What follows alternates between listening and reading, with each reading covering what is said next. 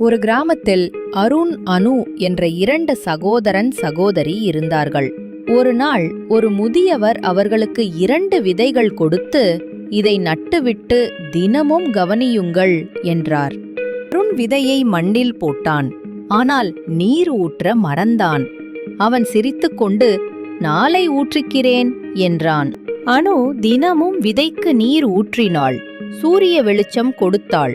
செடிக்கு பாடலும் பாடினாள். சில வாரங்களுக்குப் பிறகு அனுவின் செடி பச்சை செடியாக முளைத்தது. அருணின் குடுவை காலியாகவே இருந்தது.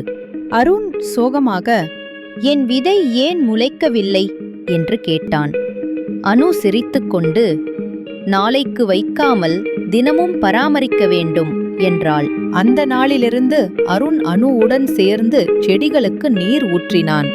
சிறிது காலத்தில் அவர்கள் அழகான தோட்டம் வளர்த்தனர். அன்பும் அக்கறையும் தினமும் கொடுத்தால்தான் அழகான பலன் கிடைக்கும்.